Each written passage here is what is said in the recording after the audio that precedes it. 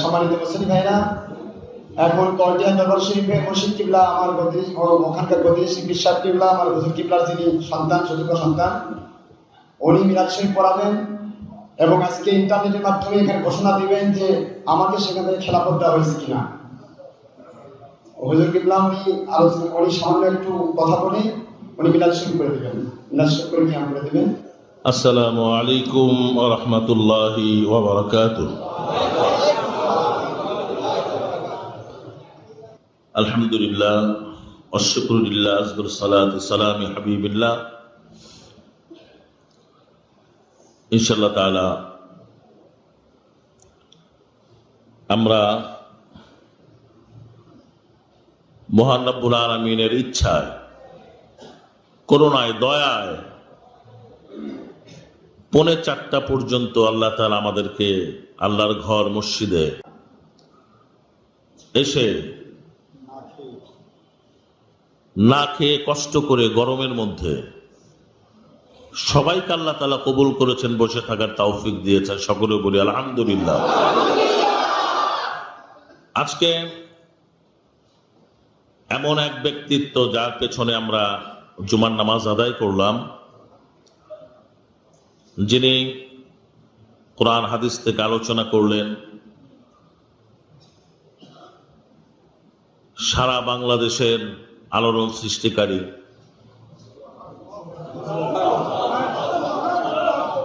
আমাদের অন্তরের কথাগুলি উনি একমাত্র বলেন। আল্লাহ তাআলা যেন তাকে হায়াতুত তয়্যিবা দান করেন। শুকর আমিন।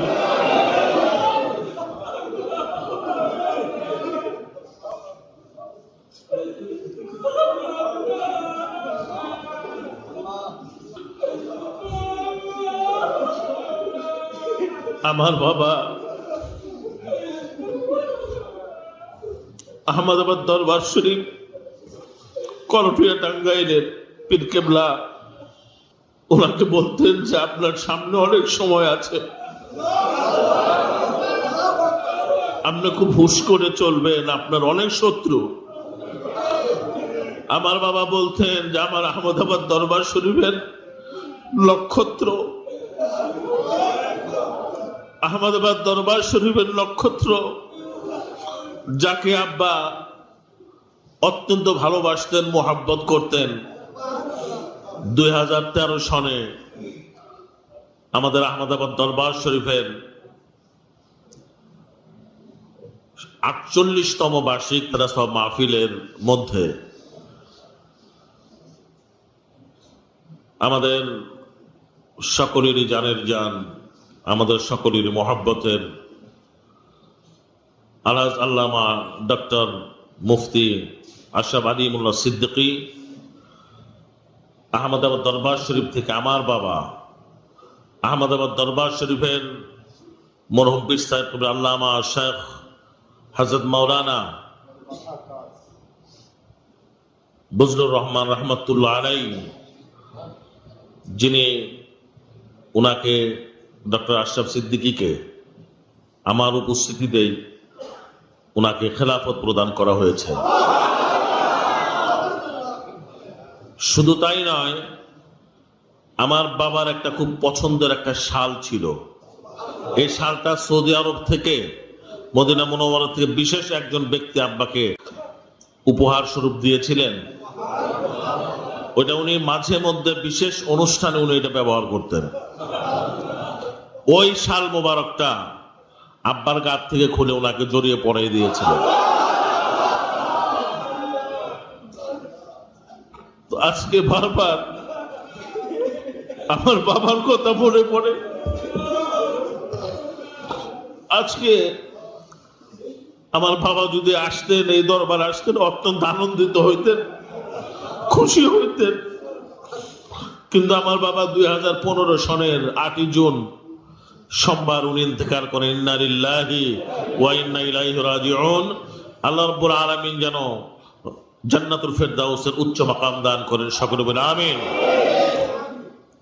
আমার কিছু বলার নেই, আমি অত্যন্ত আনন্দিত হয়েছি এখানে এসে। আমার খুব ভালো লাগছে।